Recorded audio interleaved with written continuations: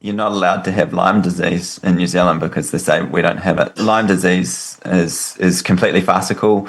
What? Again, it's really sad to see how they invented a condition out of thin air and then brought in the whole bioweapon narrative. Tinfoil hat. Oh, what the fuck are you guys even talking about? Global controls will have to be imposed, and a world governing body will be created to enforce them. Welcome to Tinfoil Hat. We go deep, homeboy. Aaron, open your mind. Drink from the fountain of knowledge. There's lizard people everywhere. That's some interdimensional shit. Wake up, Aaron. This is only the beginning. Dude, you just blew my mind. Are you ready to get your mind blown? Revolution will be podcasted. All right, guys, welcome to Tinfoil Hat, live from the Wise Wolf Gold and Silver Studios. That's right. Just go to samtripoli.gold, use the promo code Tinfoil, and you too can get in on the Precious Metals game for as little as $50 a month. And we thank Wolfpack Gold for sponsoring the show.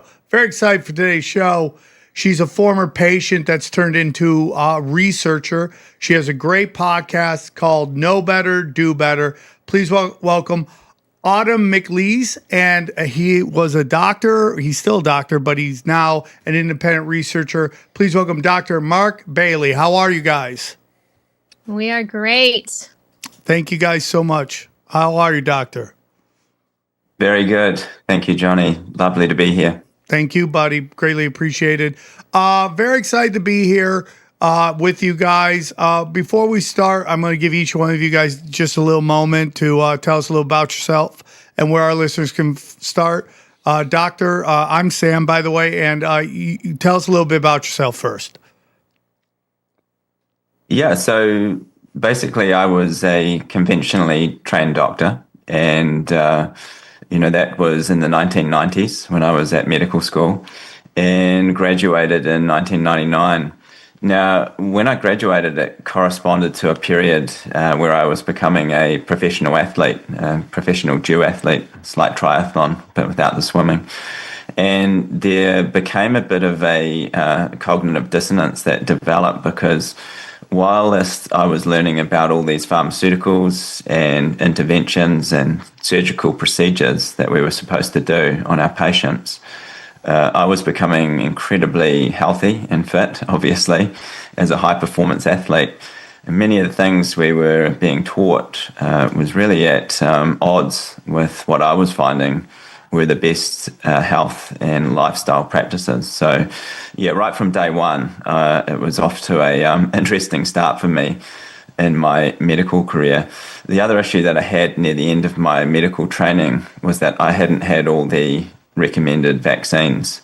And so they pulled it up on my record and said, I couldn't go into clinical medicine on the hospital wards unless I completed the vaccine schedule. And at that point, I read what we would call anti-vax material. And at the time, I was actually horrified with the whole process of how vaccines were developed and given to us. And I was almost at the point where I wasn't going to take them because I thought there was enough evidence to suggest it was a dangerous, if not unethical, practice. But I was convinced by senior medical colleagues. I had a chat to a few of them, and they said, look, this anti-vax stuff, it's all misinformation. It's been disproven. We got the best people who have researched this and etc. And they said, and otherwise you're not going to be able to continue your medical training and start work as a doctor. So I took the last few vaccines I had to take. And luckily didn't have any terrible effects from those, but that was also one of the speed wobbles coming into this. Now, I did spend 15 years as a doctor in the system. Over that time, a lot of it was whilst being a professional athlete, so I think that kept my sanity. I spent a lot of time away from medicine, doing something else, and could just come back into it and doing bits and pieces. In 2007, I came back into full-time medicine after retiring from my sports career. And straight away, I was finding problems because I didn't find any area that I could work in satisfactorily in terms of not causing problems for the patients. I didn't want to prescribe all these medications or surgical procedures. So I looked around for a while. I even spent time, and I know it seems strange now, as a clinical trials research physician. So this was testing pharmaceuticals for the first time in human volunteers. And that opened my eyes to a whole other aspect of the medico-pharma industry. And that was that there were no good drugs. Okay. Before we get into that, because I love everything you're saying, this is in my wheelhouse. I just want, before we get into everything, bring in Autumn real quick so she can tell us a little bit about herself, and then we can get into the meat and potatoes, because I'm all about that. Real quick, what was the sport you went pro in? So it was duathlon. What is that? I've never heard of that, duathlon. Yeah, it's like cousin. It's like the poor cousin of Could you triathlon. spell it? Because I think we're having an accent issue. What could? Yeah. It's DU. Oh, thank you. Okay. Duathlon. Yeah, okay, we were hearing a J instead of a D, and we were incredibly confused. I've never heard of that, but thank you for clearing that up for us. Thank you. Autumn, can you tell us a little bit about yourself? Yeah, so almost about 5 years ago, I went in for some routine labs, and out of left field was labeled with a very obscure diagnosis. It's known as hepatitis C. It's a viral condition of what they say is transferred through the blood. And I told the doctor, I said, there's absolutely no way I can have this. Surely they have mixed up my blood results. We need to redo this. So we redid it, and it came back, and sure enough, I was positive. Now, if you're not familiar with what hepatitis C is, it's a deadly blood-borne liver disease, essentially. Right. And I have not had any possible way I could have contracted it the way that they said. No tattoos, no blood transfusions, never done a drug in my life. My husband and I, we've actually only been with each other, and he doesn't have it. Wow. So I went into like an identity crisis, and I'm like your typical hopeless doom and gloom patient of the allopathic medicine world. We get labeled with something, we get sent on to, pick up our prescription, have a nice life, and that's that. Well, not only was I labeled with this deadly virus, but the medication itself is $80,000. Damn. It has a black box warning, and it has a risk of death.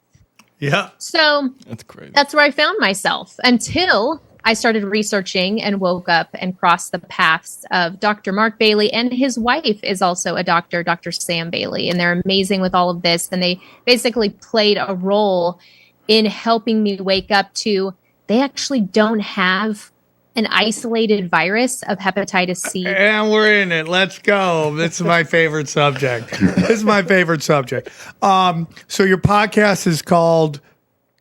It's called Know Better, Do Better. It was born because of this journey that I've been on. And, this journey is continuing to unfold. Okay, great. I just want people to be able to know where they can find you. So when after they hear what you have to say, they can run over there and support you guys. So, Doctor, I cut you off. I didn't mean to do that. I wasn't trying to be mean or anything. I just wanted to get all the information out. So where do you guys want to start? She kind of got into her diagnosis. Is that where you want to jump, or do you want to get back to kind of when you started realizing stuff was getting weird? Because, I've said this before, like when it comes to viruses and stuff like that, if you have a baby and from the moment that baby starts to learn, you teach that baby that red is blue, okay? It's going to be almost impossible to convince them that red is not blue and red is actually red. But because they're trained in this, they're very confident about what they've been told because they trust everybody. So, when you find people who are medical experts telling you something, a lot of it comes from the fact that they were told by people that they trust. And we've seen through the COVID era that a lot of these medical doctors started asking questions and they lost their medical license. So there's a lot of incentives to toe the line. So I want to get back to that whole thing because that really resonated with me, that you went to experts to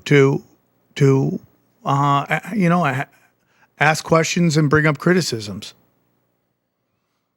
Yeah, absolutely. And, coming back to where I was at, I got to 2016 and I was done with medicine. So I quit my clinical practice, gave up my practicing certificate.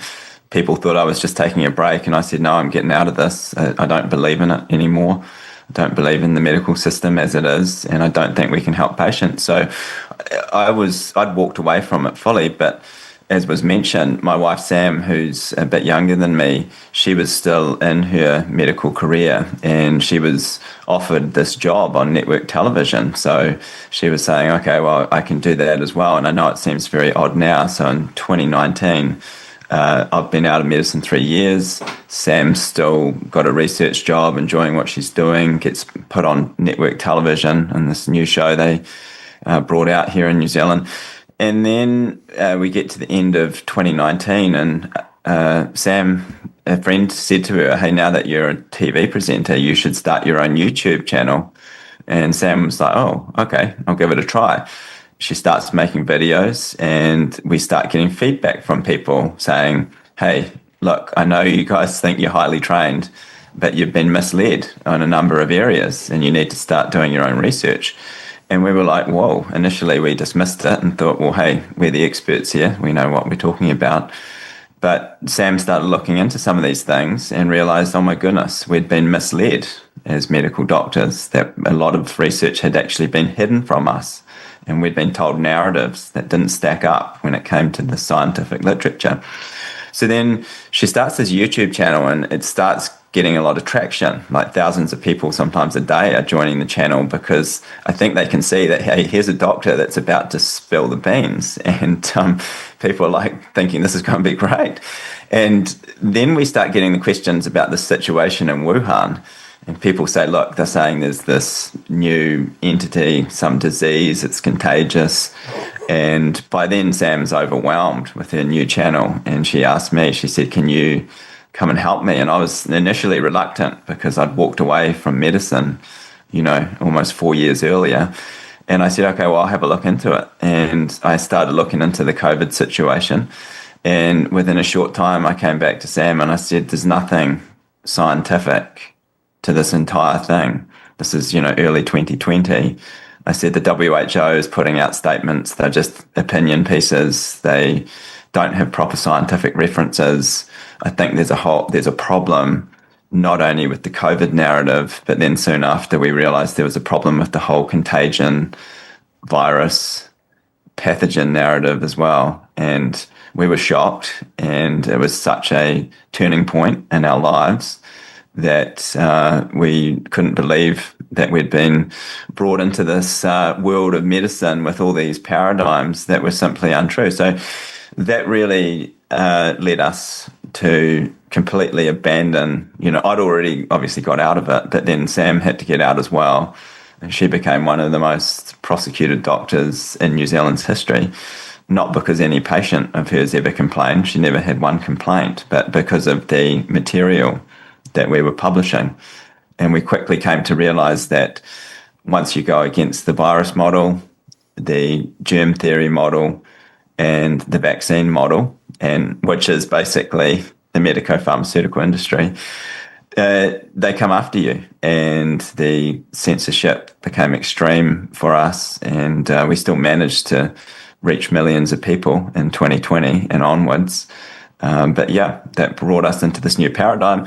And amazingly, it brought us into contact with people like Autumn, who knew that something was wrong with the narratives. And obviously hers was not the COVID narrative, helped wake up Autumn as well. But she was diagnosed with hepatitis C and thought, how does this make sense? It does not make sense. And it made sense when she found the research of Sam and I and others like Tom Cowan, Andy Kaufman, the Perth Group, etc. Suddenly things, I think, started making sense for her. Yes. it's always interesting because when the Wuhan narrative comes out, it's very similar to the SARS pandemic. Well, it was what was it?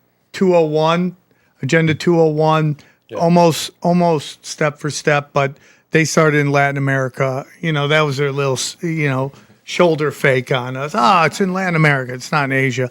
But what I always found very interesting is that there was never, ever, ever a story told to us about how the virus got away from Wuhan. We never, ever found that out, right? And I always take the scene from Raiders of the Lost Ark when the Nazis open up the chest and the ghost comes, and I go, footage, CCTV footage from Wuhan on how the virus got away, because they never told us. The most important thing of how did this virus escape was never explained. Did someone drop some kind of vial or something like that? Nobody ever told us that. It just came from Wuhan, and that was first it came from a wet market. Then it's like, fine, we'll tell you.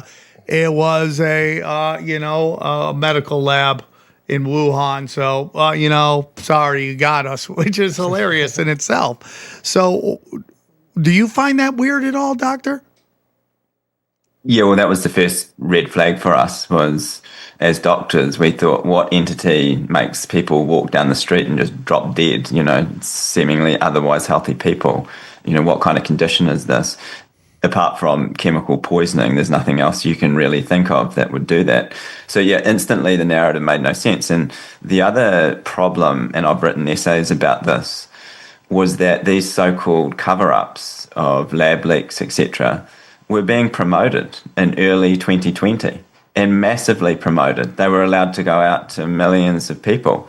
And so what they did is they created a couple of options for people. One was that, there was a wet market incident that possibly from a bat cave 1,000 miles away, and, various animals were involved, and it was some sort of zoonotic event where an animal entity jumped into the human population. So that was one of the ones they put forward. And then the other was, well, hang on a minute, there's this Wuhan Institute of Virology, and what goes on there?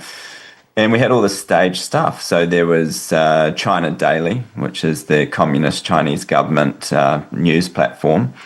In 2018, they were pumping out pictures of all their, quote, viruses in their lab, showing off, they were saying, we've got all these coronaviruses we're doing work on. This was all over the internet. And then in 2020, oh my goodness, they quickly took those images down. But the images were still everywhere. You could just go to archive.org or anywhere else to have a look at them. And and then a whole lot of people who thought that they were uncovering the truth got completely duped into this narrative that the reason they were, covering things up was that because Ralph Barrick and Anthony Fauci and others had been funding research and it had gone out of control, and either accidentally or intentionally someone had leaked one of these so-called viruses and it escaped and caused this worldwide problem. So these narratives were promoted, they were planted, and essentially the population was given two choices, either the wet market theory, zoonotics jump, or the lab leak, intentional versus accidental. Those of us that could see right through the scientific material could say it's neither of those. There is nothing. There's no new disease. There's no isolation of any virus. All that they had was a new PCR test that came out 2 months before the WHO even declared the fake pandemic. I mean, these tests were ready to roll in mid-January. And if you look at the timeline, that makes no sense either, that they said that they found a virus before they'd even published anything in the scientific literature. I think they got so excited with what was happening and that they were getting so much buy-in across the world that they got quite sloppy, even with the timeline, and it was completely unrealistic. I find it very interesting. There, one thing that I heard on a friend of mine's show, Jimmy Dore, he had a guest, Ron Placone, on. Ron said something very profound on the show, and it was like, oligarchies help oligarchies, right? And, there's a lot of discussion about how many people have kind of vanished in China right now since the beginning of the COVID vaccine. And it's a big number. It's shocking how big the number is, like we've never seen before. And so this becomes kind of this game that's getting played with the United States and China working together to kind of sell this narrative to their population, and how they slow rolled it out to America was, there's these Chinese people falling in the middle of the street. We don't know what. Well, now we think it's this COVID thing. Then all of a sudden it's like, yeah, it's COVID, dude. It's China. It's all over there. And then they kind of go, hey, don't worry about it. It's just an Asian disease. You'll be fine. It's just the Asians and the Chinese. And that's how they get you. Once they get you to accept it for someone else, you're kind of trapped. And then all of a sudden it's like, whoa, an American got it. Now you're trapped because it's real in your head, and now it's a real situation. And we never even saw anybody falling until people got the vaccine. That's when we realized.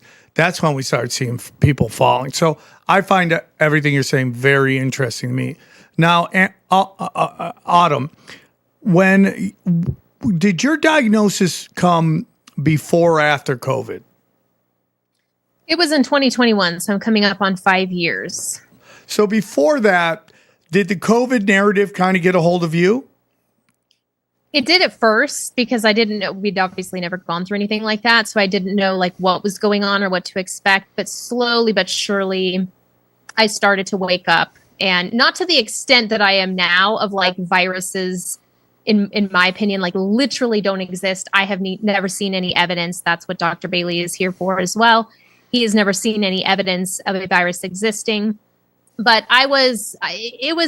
it warmed me up, we'll just say, for sure, to eventually receive this diagnosis. Hey guys, we've been telling you this for years, and boy, were we right. Precious metals, where it's at, it's the best place to store your money, to stabilize it before they just print us out of existence. And that's why we love Wolf Pack Gold. Let me tell you about Wise Wolf Gold and Silver and their Wolf Pack program. Let me tell you about it real quick.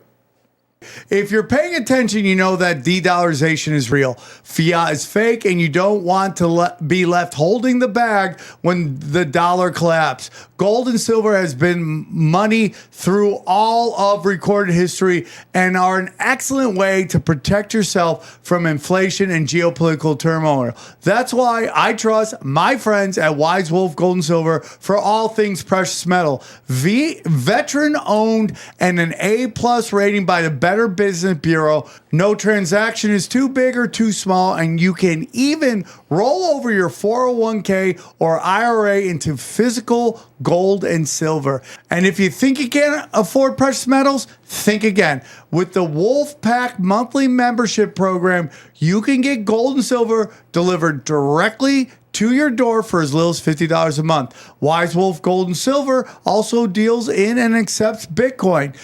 So go to samtripoli.gold, promo code tinfoil at checkout to receive free constitutional silver. And remember, in the world of bulls and bears, be the wolf. Guys, it is cold out. Some places it's warm out. You need the right clothes for the right situation, and there's no better place to go than Quince. We're talking high standard clothing at low prices. Let me tell you about Quince. A well-built wardrobe is about pieces that work together and hold up over time. That's what Quince does best.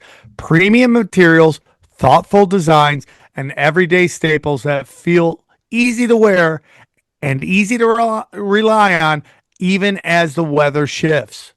Quince has everyday essentials that I love with quality that lasts. They have organic cotton sweaters, polos for every occasion, and even lighter jackets that keep you warm in the changing seasons. The list goes on. Quince works directly with top factories and cuts out the middlemen, so you're not paying for brand markup. You just get quality clothing. Everything is built to hold up to daily wear and still look good season after season. Plus, they only partner with factories that meet rigorous standards for craftsmanship and ethical production. Guys, I look good. I mean, whether it's your sweaters or slacks, I'm look like a man on the go who knows what he's doing in life. even though I'm white knuckling it, I look like I know what to know. Okay. And that's why we need you to do this. Refresh your wardrobe with Quince. Go to quince.com/tinfoil hat for free shipping on your order. And listen to this, 365-day returns. Come on now. Wow. Now available in Canada. Yeah. You're welcome, Canada. That's how nice we are here at Tinfoil Hat. We talk to them. We go, we got a lot of people in Canada. Can you take care of them? We're like, we're right on it, Mr. Tripoli. We're right on it. Okay. So that's QUINCE.com/tinfoil hat. Free shipping and 365-day returns. That's quince.com/tinfoil hat. So when it was all going down, you were buying it, and then all of a sudden your situation happened with Hep C, and they kind of opened your eyes to maybe there's a little some dirty work going on here. Yeah. And honestly, there wasn't a lot of literature out there for hepatitis C. I mean, some scientific references, but there was actually more challenging the narrative of HIV. So I actually started looking into HIV. And one of the things that I learned, the first thing that actually made me question, I learned that you could test positive for HIV here in the US and test negative in another country. And I thought, hold up. Okay, this is exactly what I'm looking for. And since these two are somewhat similar in the sense that they're bloodborne and they're viruses floating around and duplicating and replicating in the blood, then I kind of, looked a little bit deeper into HIV where I could, but I was still looking for information for hepatitis C. And, Dr. Bailey's wife, Dr. Sam Bailey, is actually the co-author of a book called Virus Mania. And there's a chapter in there that talks about hepatitis C. So I actually invited her on the podcast. She came on, we hashed it out, and yeah, there's no denying it. And I've looked at the research now myself. They're not pulling they're not pulling a virus out of my blood. They're not doing such a thing. They're not finding a virus. But yet they get to label me with this. And so many people are labeled with viruses. And it's not to say that they don't have symptoms or that they, might have some health problems. But as far as the viral narrative goes, are they really pulling a virus out of the blood? No, they're not. Is it two different tests? Because you said in Europe or somewhere else it's different. Is it two different tests or is it thresholds? Is there a different protocol or why is it completely different? Yeah, perhaps I can comment on that. Because the issue with AIDS is a syndrome, so it's not a specific entity anyway. And that was part of the scam in the 1980s, was that there was no new disease. There was just reclassification of old diseases into a new umbrella term called AIDS, which is a syndrome. So what happened was that initially they would do blood tests, and with any blood test that involves an antibody, you've got to set it at a certain level. And if they set the level too sensitive, everybody's positive, because this is not a yes-no thing. It's not you do have the protein or you don't have it. It's different levels that you might have at a particular time. So what they found was that if they set the test at certain levels, they got way too many positives. And if they set it too high, they didn't get any. So then they had to kind of adjust the tests depending on where they were in the world, because different places would have different results. But then what happened is that in places like Africa, they decided that you could just have a presentation like weight loss and diarrhea, and they'd say that's it, that's HIV positive. Whereas if you were in a country like New Zealand or the United States, particularly in higher socioeconomic areas, you'd only be classified, it wouldn't matter what symptoms you had to have 2 positive tests in sequence with assays that were set at reasonably high levels. So that's why you could move from country to country and be positive. Like Autumn said, it's preposterous. You could go from one country where you're so-called not HIV positive and then go to another country where they say, no, now you are HIV positive. So Yeah, and we have to keep in mind, like Autumn mentioned, they're not finding a virus. They're finding a blood test result that they do in a laboratory. So like a protein reaction result. And we know with so-called AIDS, for HIV positive tests, there's like dozens and dozens of conditions where you'll be positive. Like even pregnancy can make a woman return a positive HIV assay. So yeah, in short, there's more to it than that. The background is appalling to this. It went on for years, this fraud, and goes on to this day. But in summary, that's why you can be positive somewhere and not somewhere else. And the same with steroids. Steroids can actually cause a positive antibody test for hepatitis C, I learned. And so, we're just really here to blow the whistle because I was trusting of this. I mean, I almost let them label me and I almost believed I was on my way out of this world.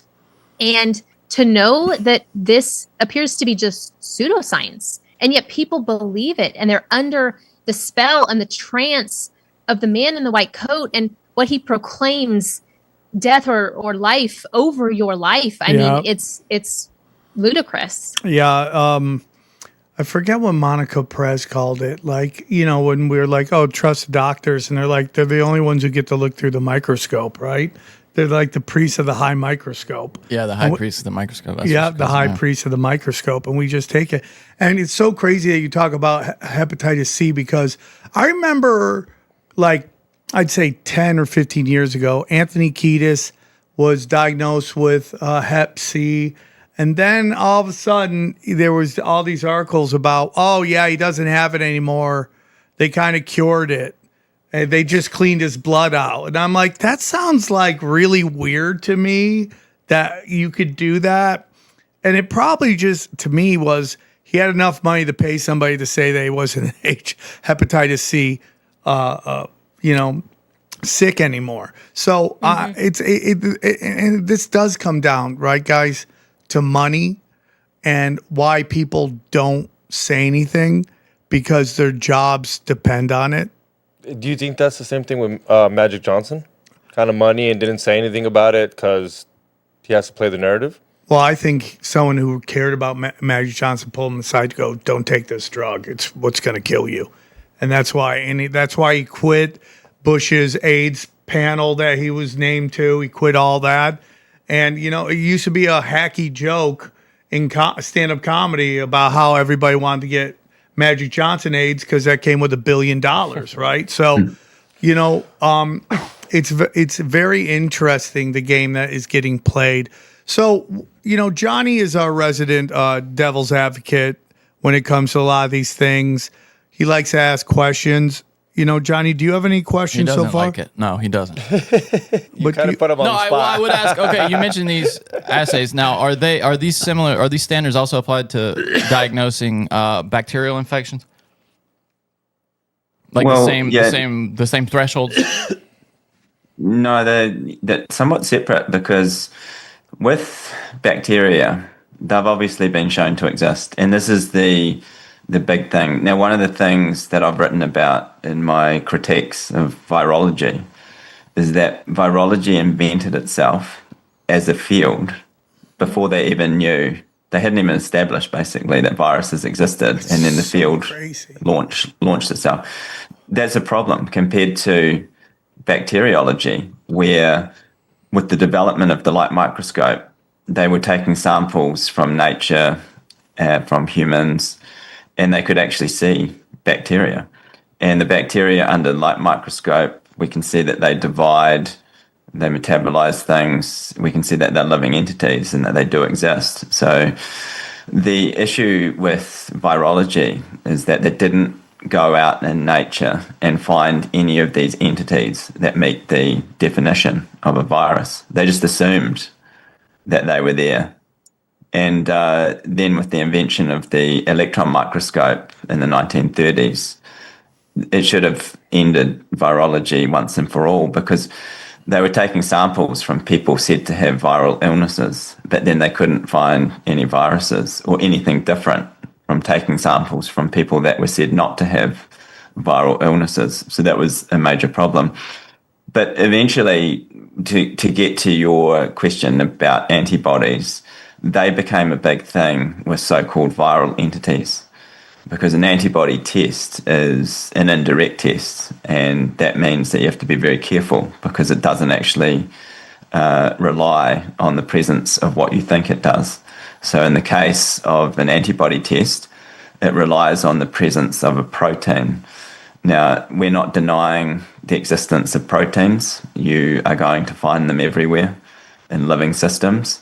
What we say is that there's no evidence whatsoever that they come from a virus. But in the case like Autumn, that's what's happened, is that she went in and had some blood tests, and then they said, oh, you're positive for hepatitis C antibodies, which they say her body's making proteins in response to the hepatitis C virus. But the hepatitis C virus doesn't exist. There's no paper on Earth which shows that. So that is the issue with antibodies. Yeah, so it's a bit different than bacteria, where you can actually go and find the entity itself. Now, we're not saying that bacteria cause disease. They may be associated with it, but that's where the two diverge. So, Anna, what is it that they claim to have imaged using electron microscopes? What would you say electron microscopy is a fraudulent field as a whole?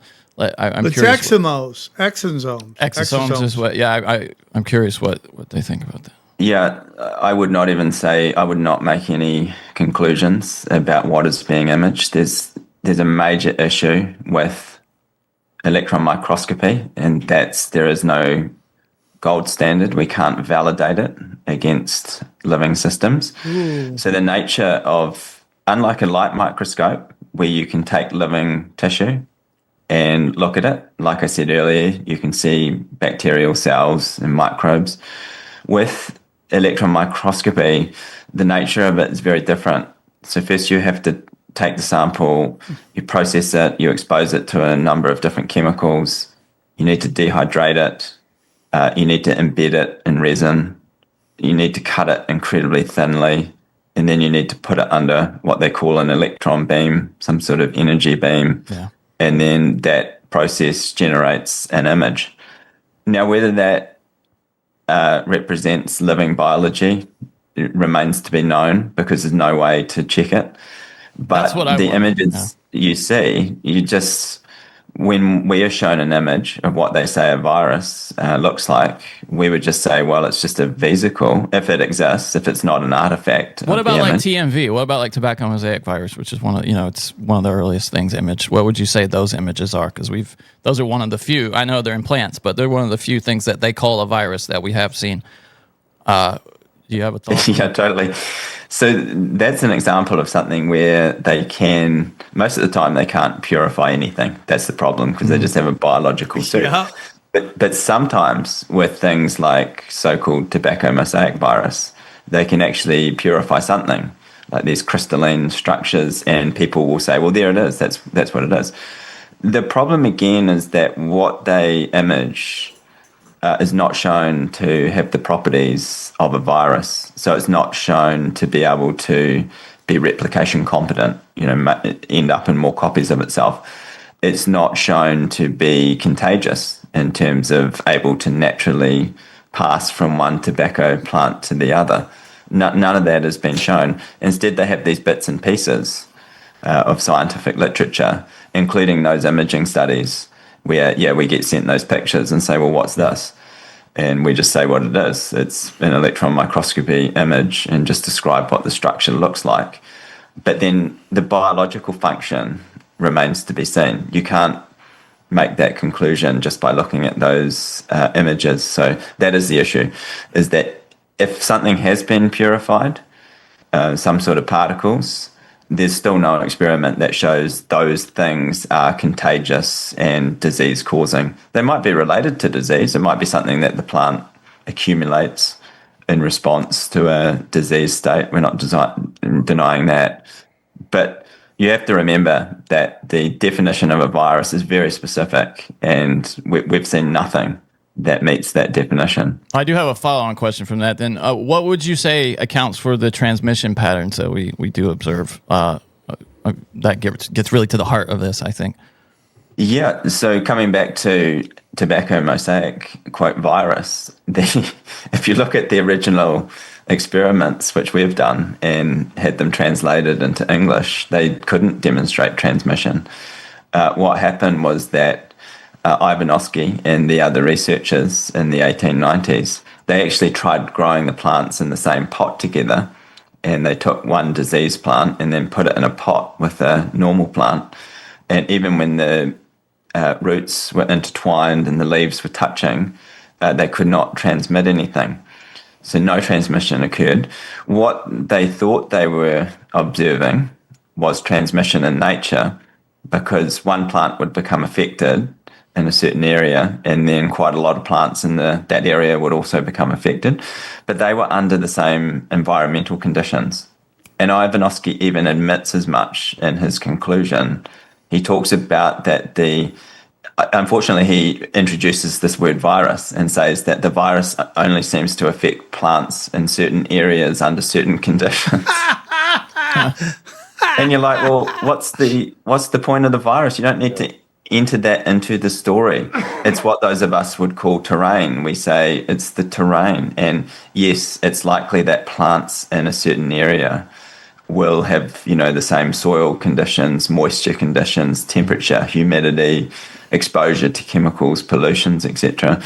So yeah, and the way that the quote transmission was achieved was that they took a diseased plant and they extracted sap from it, and then they filtered it a little, and then they traumatized another plant and introduced the diseased liquid into that plant. And they said, oh, look, that makes the other plant sick.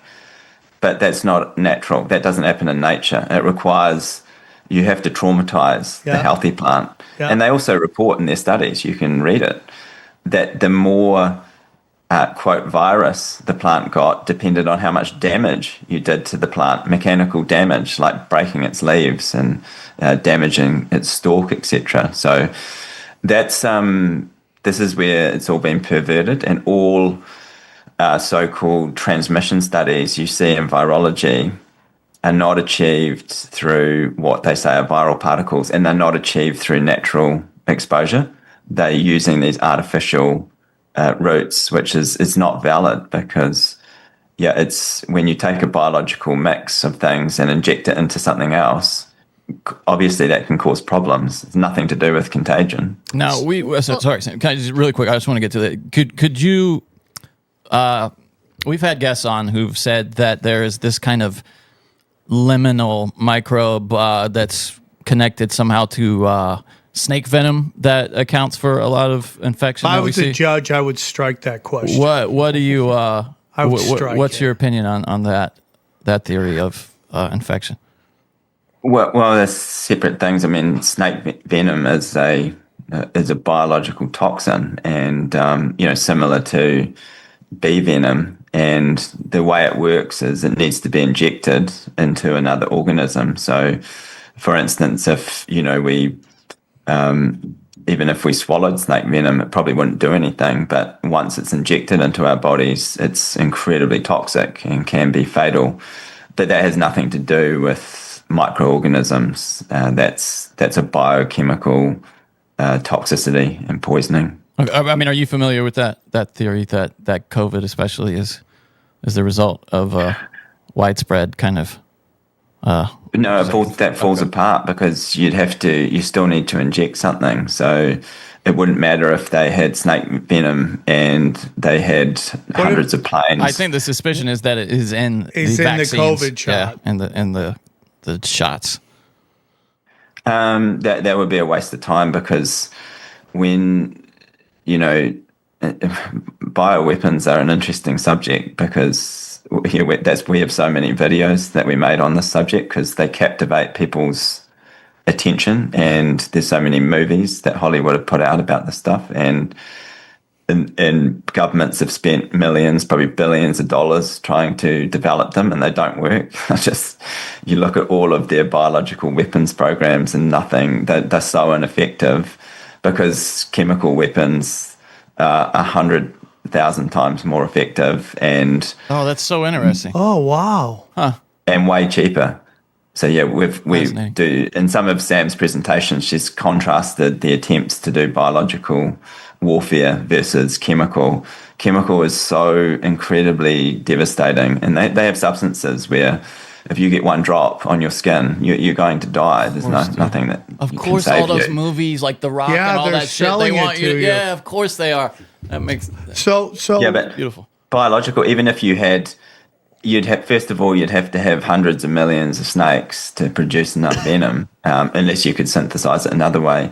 And then even if you had planes everywhere dispersing it and putting it everywhere, it wouldn't do anything because it needs to be injected to be toxic. But putting it in the COVID jabs, I mean, that would, cost-wise, that would be horrendous. There'd be no way that Pfizer and Co. would be interested in such a process. I mean, the COVID jabs were the most profitable pharmaceutical of all time. If you look at how much money they made, it wasn't costing them much to make those things, and the profits were no one's ever seen anything like it before. Hey guys, real quick, I want to tell you about our good friends at Superpower. Listen, your health is the most important thing, and you got to constantly check to make sure your body is running right, okay? And that's where Superpower comes in, okay? Superpower, they basically believe humans could live 100 years if they took care of their bodies right, dude. That's what we all have that potential in us for sure. You just need to get the right help, okay? In the future, you're just going to be laughing about how ridiculous healthcare was in the back in the day. Superpower is going to change the way you deal with your health, okay? And they're the best at it, right?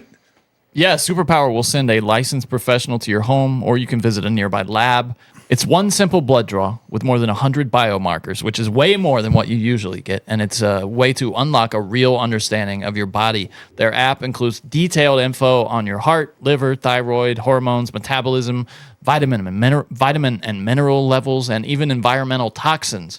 So from disease prevention to treating that annoying brain fog or simply optimizing your gym game, Superpower is the most comprehensive and advanced system out there. Superpower doesn't just give you a one-time snapshot, though. That's the thing about Superpower. It tracks your results over your lifetime. Each test is another data point, builds on the last, so you can actually see progress year after year instead of just starting over every January. Superpower used to cost $499, but right now it's just $199 for the full experience. That's more affordable than anything else out there. Other testing services charge $500, $1,000, sometimes even more for similar or fewer test results. Know what your numbers are with Superpower. Make this the year you stop guessing about your health with Superpower. Not only did Superpower reduce the price to just $199, but for a limited time, our listeners get an additional $20 off with code TINFOIL. All right? Head to Superpower, just like it sounds, spelled just like it sounds, .com and use the code TINFOIL at checkout for $20 off membership. After you sign up, they'll ask you how you heard about them. So make sure to mention this podcast to support the show, and we thank them for sponsoring the show. Real quick, I want to have an important conversation with you, and that's about life insurance.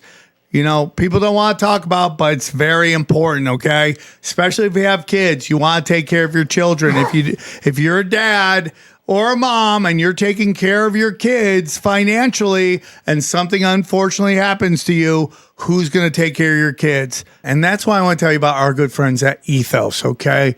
Ethos makes getting life insurance fast and easy, 100% online. You can get a quote in seconds, apply in minutes, and get same-day coverage. There's no medical exams. You just answer a few simple health questions. You can get up to $3 million in coverage, okay? Some policies are as low as $30 a month. Ethos has a 4.8 of 5-star on Trustpilot and over 3,000 reviews. So here's what we need you to do. Help protect your family with life insurance through Ethos. Get your instant free quote at ethos.com/tinfoil.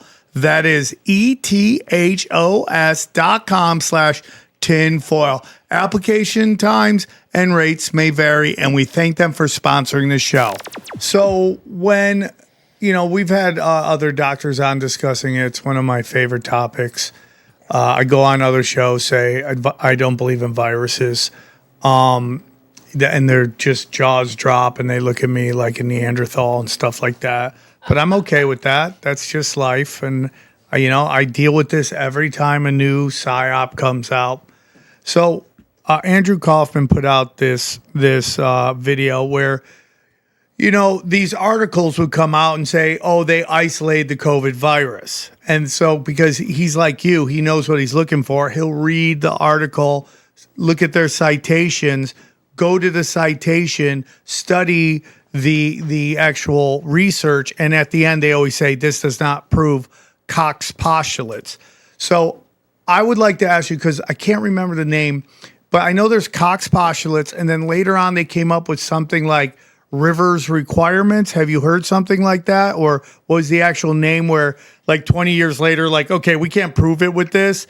Let's have another guy come up with something that sounds like it's the same thing, but actually makes it so much easier for them to prove that a virus exists. Do you know what that is? Yeah, absolutely. No, we know this history extremely well. And Koch's postulates were scientifically formulated, and they're valid because they use a scientific method. They're put together in a way where you can falsify the hypothesis. So there was nothing wrong with it. But the problem Koch had was that he couldn't demonstrate it for anything. And that's where the history books are wrong. He never showed that Mycobacterium could cause tuberculosis. His experiments didn't work on that at all. And the problem is that generally you find these microbes in healthy specimens as well as in sick ones. So that's a violation of the first postulate. So now that, for the audience, we've looked at hundreds of these studies and we can say nothing has ever fulfilled Koch's postulates. Now, if the study says that it has, it's through deception. So, for instance, there's no valid control. That's a classic one with bacteria. But with virology, you've got a different problem. And yes, they realized that they were never going to fulfill Koch's postulates for anything. But to create a smokescreen with virology, in the 1930s, Rivers introduced a new set of postulates, which was basically a bit looser than Koch's postulates. But nobody fulfilled Rivers' postulates either. And that's quite obvious in virology because they don't find virus to begin with. So, and I don't know, you have some of these things that have been out there for a century, and I don't know if I was the first one to articulate that around 2020, but I said that it wouldn't even matter having debates around Koch's or Rivers' postulates when it comes to viruses because you don't have the entity to start with. And the assumption of those postulates is that you have to start with the entity. So you have to find it in nature, which is what they do with bacteria and fungal cells. You can find them in nature and then you can run these tests. But when I got deeper into this, and a lot of people in 2020 started questioning virology and the cell culture process and said that they're not isolating anything. They're not doing a physical isolation. And we'd worked out that, yes, there's no way they're not doing control experiments. And we were holding their feet to the fire, saying to the virologists, where are the control experiments? Or tell us about your control experiments. And we'd write to them and they'd never get back, or they'd show us supplementary material which didn't show a control experiment. And then the more I thought about it, the more I thought, wait a minute, there's a fundamental problem with virology, and that's that they cannot do a control experiment. That is the overriding problem. It's bigger than the isolation issue. And I wrote a paper called Virology's Event Horizon to show that the whole thing is based on a logical fallacy because you never found the entity in nature to begin with. So that's why I called it the event horizon. It's beyond our possibilities of knowledge if we don't find the entity in nature. You can't. What it involves is what we call a reification fallacy, where you hypothesize something and then make it real just because you say it is, and then you start doing some experiments as though you've already established it was real. The emperor's new clothes. That's basically what it is. The emperor's new clothes. We all agree the emperor's got great clothes on, so we all do it. Auburn, you want to say something? Yeah, I was just going to say, I wanted to break this down for people real simple so that they can understand. So it's basically like what they would do in the wet lab is, I'll use me for an example. They, would take blood from someone that, had suspicious symptoms. They mix it with chemicals and dyes and potentially monkey kidney cells and antibiotics. And then they watch the blood express with these cytopathic effects. And then they say, oh, those cytopathic effects, that's caused from a virus. Not, let's take your blood, oh, here's the virus. Here it is all over the place because it's supposed to be duplicating and replicating. And that's what's, going to kill me one day. No, they can't find a virus. They have to mix my blood in a toxic soup. Yeah. So then it expresses, and then they say, that's it right there. That a virus caused that. It's like convicting someone on circumstantial evidence. They're like, we don't have the gun or the body, but here's all these other elements that basically say that this person is the murderer. So it's the same thing. It's so toxic, and look at its reaction. And by this thing that we say exists, this is what it would cause. So therefore, it's there. Yeah, and as I say, it's embedded in a complete logical fallacy, and it's not a scientific thing, because what Autumn said, they're seeing effects of a cellular breakdown. So that's the dependent variable in the experiment, is the appearance of what they say are viruses. But then they're claiming that's the independent variable. That's what they started with. You can't do that. You can't conflate the two and say that the dependent variable and the independent variable are the same thing. That's scientific nonsense. And that's why I pointed that out a few years ago and said we don't even need to, the cell culture experiment, we don't even need to look at what their result is. They can say what the result, whatever they want, whatever the virologists claim, we can just say it's a logical fallacy because those particles that are appearing cannot be the dependent and the independent variable at the same time. The only way around this, and this is what it comes back to for someone like Autumn in the diagnosis, is that they have to take her blood and just find the viruses. But we know that they can't do that. They're telling her, you have Hep C, you've got this viral load, which is nothing of the sort, but that's what they've been telling her. And these are the levels of viruses that you've got circulating in your bloodstream.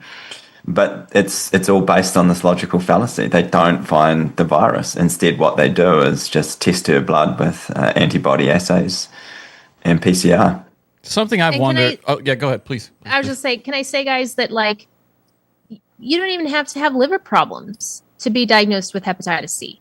Make sense. It's a bloodborne liver disease, but yet some people's liver is perfectly healthy and fine. Yeah.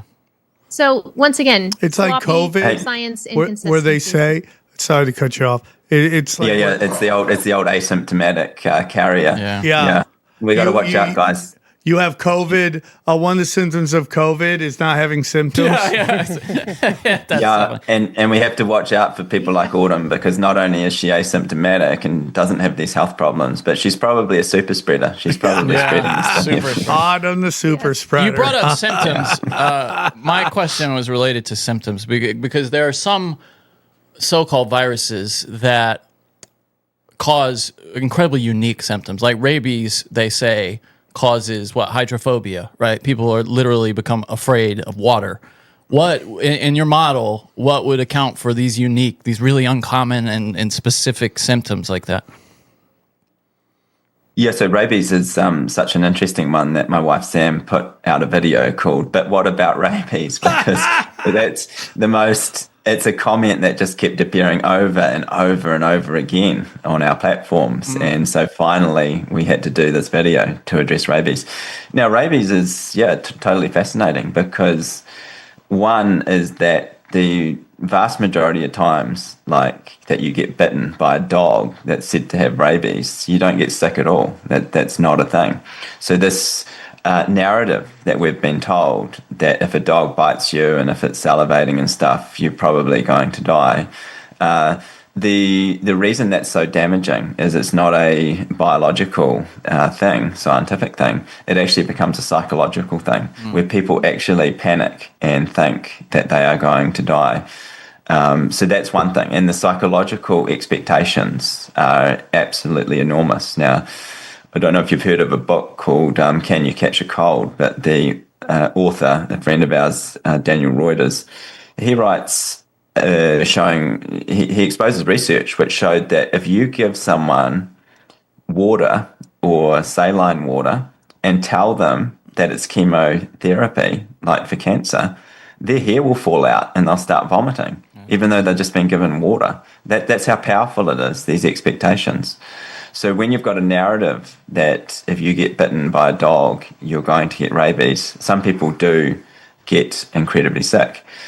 The other thing is that rabies is so rare. You're more likely, obviously, to get hit by a car or struck by lightning or have any of these other things happen to you. Like, for instance, in New Zealand's history, I don't even know, I think we checked it, there might have been one case attributed to rabies in New Zealand's entire history. And even in a country as big as the United States, it's so incredibly rare. Now, rabies is a clinical condition. And as we mentioned earlier on in this podcast, we're not saying that people don't get sick. We're just saying that it is not a virus. And when it comes to rabies, we went back through the original studies starting from Pasteur in the late 1800s onwards. And again, you've got the same issue. Not once do they show that it's an entity that is consistent with what is known as a virus. All they have is biological soups, which they inject into the brains of other animals. And if the animal gets sick or has a seizure or gets paralyzed, they claim that that must be the virus, when obviously there's no control experiment. It's not a natural exposure route, and it cannot possibly back up this viral hypothesis. So, but what I would say is if people want to learn about the scientific details of rabies, then watch my wife Sam's video, But What About Rabies? Because it addresses all of the ins and outs of that entire world. Well, she's got a great library of resources over there for anyone that wants to further educate themselves past this interview. Well, I asked, okay, so if it is psychosomatic in humans, what then of the symptoms of rabies in animals? No, I'm not saying it's always psychosomatic. I'm just saying that people can get sick and manifest symptoms that they think they are going to manifest simply based on expectations. Right, but don't dogs show symptoms of hydrophobia? I'm just curious how that your model would account for definitely being afraid of water. Yep. No, to us that would be consistent. Like, it's a case by case, because when we say that, the claim that that rabies is a specific disease, if you actually look at the way it's classified, it's not. It can have all sorts of, it's basically a bit of an umbrella term, and the presentations can be very different. So it can be anything from, fever and muscle aches and joint pains. But do you have a guess at what the pathology is of hydrophobia specifically, like that symptom? What could possibly cause such a thing? Yeah, like we would say something like a biological toxin. So, like someone gets a snake bite, for instance, that can cause paralysis and death and all those sorts of things, and tissue death, etc. So I would say that in some cases rabies is something similar, like the animal has been poisoned, either like by a chemical poison, a man-made one, or through some sort of biological toxin. Like it's eaten or been bitten by something, and a biological toxin like a venom has been introduced. And when Sam and I did the research into this, we found that there were biological toxins that have been found in nature. You know, you get things like poisonous fish and obviously snake venom, etc. And many of the symptoms that are put down to rabies could be secondary to such toxicity. Fascinating. Yeah. That is fascinating, dude, because it gets back again to poison almost. But so, you know, I'm in recovery. I've been sober for many years now. I would go to meetings. There were gay men there, and they would always talk about losing so many people to AIDS. They would talk about it all the time. And, you know, over the years, we've had discussions on it. Autoimmune deficiency. I think that's very important when you talk about this, because it's basically talking, correct me if I'm wrong, that your white blood cell count is very low. And that could be part of what they're tagging you with. You know, I tell this story. I'd like to tell it to you. One day I wasn't feeling good. My daughter, my girlfriend, not my daughter, my girlfriend told me to go to the doctor, and the doctors wanted to run blood tests on me. And I'm sitting in a room. I just gave blood, and the doctor comes in and I'm all by myself. And he asked me if I'm straight or gay. And I took that as a compliment. That meant I was in good shape, right? But I found that question very interesting, because I wonder what the test would come back if I'd answered gay. What would have happened at that moment if I would have said gay? Because I thought that was illegal to do that, to ask me personal questions like that. But to me, that seems like, you know, you brought up that bioweapons aren't really effective, or they've never been able to create them. But part of me wonders if things like, you know, the COVID shot and stuff like that could be seen as a bioweapon. And you know, AZT is a cancer drug, but if you're kind of using it in a way to get people to take this cancer drug for the rest of their lives, like once people are done with cancer, they stop taking cancer drugs. But with AIDS, they were just taking it for the rest of their life. And then it's almost like what we're seeing with Ozempic right now, right? Like these people are on Ozempic for too long, and then they're now starting to look like characters from a Tim Burton movie. And you're like, that does not look healthy at all. And so, you know, going back to Magic Johnson, Freddie Mercury was diagnosed right around the same time. So was Eazy-E. What? Eazy-E, remember the rapper? So I feel like those three, two of them kept taking it, one of them stopped. Do you think that, because, you know, it's like within the gay community, they're doing a lot of what they call poppers. They're doing intravenous drug use. And I think that just destroys your immune system. And they would go in after a crazy weekend of just going, you know, cranking it up.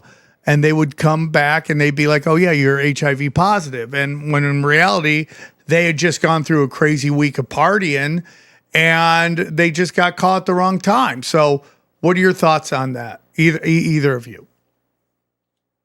Yeah, I mean, absolutely. These are lifestyle things. And yeah, but we need to distinguish between, you know, biological toxins and chemical ones. And so obviously drugs come under chemical toxins. Yeah. And most drugs are, you know, petrochemical derivatives, and they're not designed to be in our body. And the first thing our body does is try to get rid of them, essentially. Now, your AZT is so toxic that, you know, it was horrendous what happened in the 1980s when they were giving people high doses of this stuff, because it was making them incredibly sick. And when they went back to see the doctor would just say, well, that's because the virus is, you know, destroying your system, basically. And, you know, we might need to up the dose, or, you know, try putting you on a secondary medication as well. So, yeah, the medications themselves are incredibly toxic, and people start to conflate the manifestations with some fake virus, you know. The same thing happens in psychiatry to this day, where a lot of people who are, you know, said to have, they say, look at this person, they've clearly got lots of mental disorder going on. A lot of it is simply the side effects of the medications that they've been put on, which slows down their thinking, causes them to have partial paralysis or excessive movements, all this kind of stuff. So yeah, we have to be very careful about conflating, the presentation with the actual drugs that the person's been put on. Coming back to your question about why they asked you whether you're gay or not, the issue here is that receptive anal sex is associated with HIV assay positivity. And that's something which is significant because when it comes to HIV antibodies, we say that there's no HIV, there's no virus that's been shown to exist, but we're not saying that there might not be some significant issue with HIV positivity. Like a lot of people that have HIV positive antibody results do have underlying sickness and they can be incredibly unwell. Some of them are not. Some of them are completely asymptomatic, or they might just have another condition, like we mentioned earlier, like pregnancy, say. So yeah, we have to be careful about what we're talking about. But yeah, they know there are certain questions that they will ask, like what your sexual practices are, whether you take IV drugs, etc., because some of them are associated with changes in your health outcomes. And yeah, they're more likely to say that you have something based on lifestyle rather than the test necessarily, or even whether they do these tests or not is based on the boxes that you tick, which indicate what kind of lifestyle you have.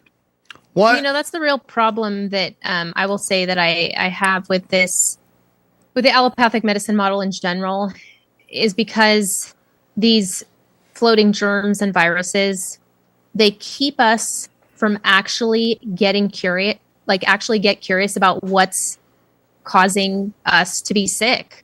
It takes away the need for stewardship and thinking back to what could have caused this. And instead, we just jump right into the palm of their hand and take a medication.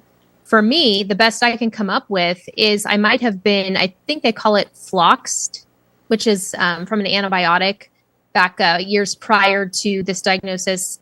I had pneumonia and it was getting pretty bad.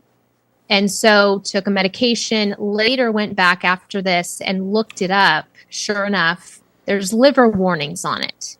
So that's the best I can come up with, as my liver's had some trauma. And it's healing, and I believe it will heal, and people need to hear that the body is made to heal. Yes. But taking medications, health doesn't come in a prescription bottle. Yep, petroleum solutions. That's really what they were trying to do at that point, petroleum solutions. So if let's say the HIV virus doesn't exist and they're doing this trauma to their body parts, what are they testing positive for if you're saying there could be something there?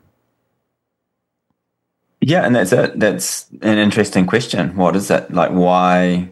We have to distinguish too. It gets a little complicated because the test is in a lab, and so it's outside of the body. And what they're saying is that the test is reacting to a specific antibody. Now, whether that's true or not remains to be seen, because some of our colleagues have done research into this and found a similar problem to the whole issue of viral existence, is to say that there aren't these specific things in our body called antibodies at all. They're nowhere near as specific as what is being claimed. Oh, wow. They're just generic classes. They may have some consistencies, but we know that it's like, if we look at collagen inside my body and collagen inside your body, there's likely to be massive similarities, that they're going to be based on the same models. But with antibodies, they are more like a class of things rather than these absolute specific entities that they've claimed. So what is it? Well, I think the giveaway is that, as I mentioned earlier, antibodies are not a yes-no thing. They're set at a certain level. The assay has to be set at a certain concentration. So that's why with certain tests, they do dilutions, basically, because otherwise every single person they tested would be positive. So what I'm saying is that with something like HIV, we will all test positive or not positive, depending on what the dilution is set at. So that gives away a clue that these things cannot be specific to some virus, because anyone has the presence of them. What they are, well, hey, I would say if we look at something like HIV positivity and we say what does seem to be associated with things like IV drug use, liver damage, kidney failure, general wasting syndromes, malnutrition, etc., that the best we can say is that it's related to some sort of inflammatory response, that these proteins are increasing in our system as a response to inflammation, and they may be part of a healing mechanism. And perhaps these things can persist for years afterwards as the body tries to complete its healing process, or otherwise the inflammation is still going, and maybe that's why they remain positive. But the key, I wouldn't get too focused on most antibodies, because the research we've done, and this is outside of HIV, but into all of these other antibodies that we've looked at, whether it's Epstein-Barr or so-called alpha-gal syndrome, or Lyme disease is one of the big ones that they're into now. All of these antibody assays they do have such poor correlation to the condition of the person that you're wasting your time.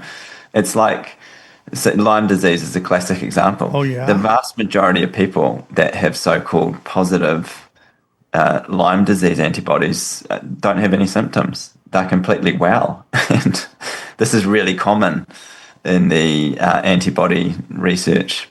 So hold on, because we've done many shows on Lyme disease, the whole story of the government putting them in ticks and spreading it. What are your thoughts on all that? Yeah, so Lyme disease is not a diagnosis, because if you look up what the symptoms are, they're anything.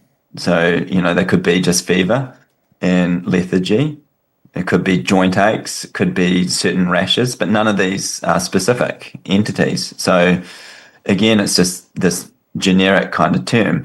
So instead what they've got is these antibody tests, which they say that's how you diagnose Lyme disease. The antibody tests are so farcical when you look at the scientific papers that they're not diagnostic and tell you anything. So what it comes back to is you just say, well, what is the problem that the person has?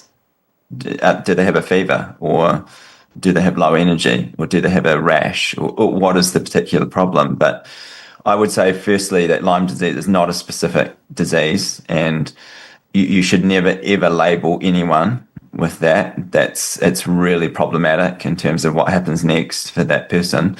And I'd also challenge them to say, what is the diagnostic criteria here anyway? Because we looked at the original papers from the 1970s, and I think they took 32 people that they said had Lyme disease. They said the doctors agreed these people have Lyme disease.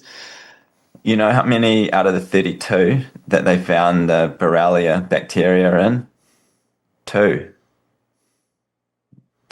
out of 32.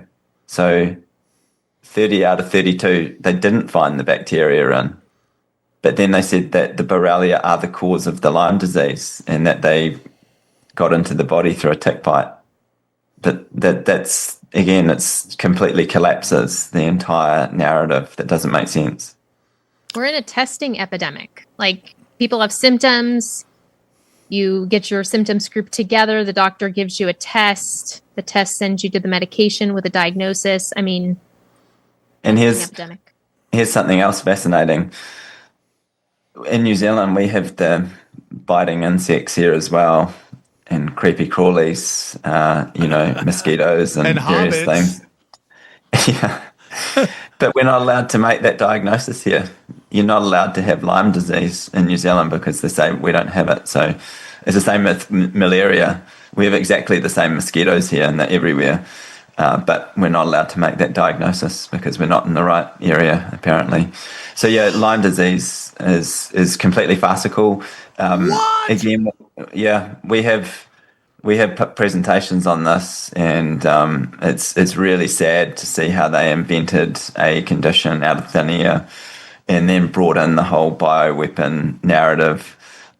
That's how it got into Lyme, Connecticut, was from their offshore island where they were doing these experiments. Yeah, we've done all the research into that, looked at every single paper that came out of there, and that's not a specific disease.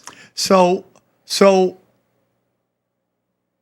if the whole thing now is it's dementia. That people either get Parkinson's or dementia from Lyme disease. You're saying that's totally separate. No, there are other reasons we're getting that, and one massive problem is aluminium poisoning, and that's largely through vaccines, which contain huge amounts of aluminium, unfortunately. And yeah, there's this big elephant in the room now where we have all of these neurodegenerative issues, Parkinson's, dementia, and so forth, and the medical establishment scratching its head going, oh, we don't know why this is.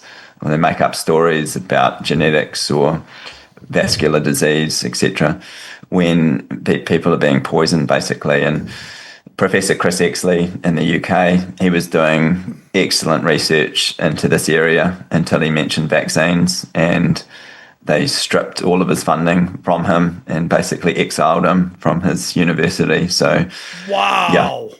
The aluminium industry it's a fascinating one, and they're doing everything they can to protect it. So yeah, I mean, that's not the only reason people get neurodegenerative problems, but it's one of the biggies.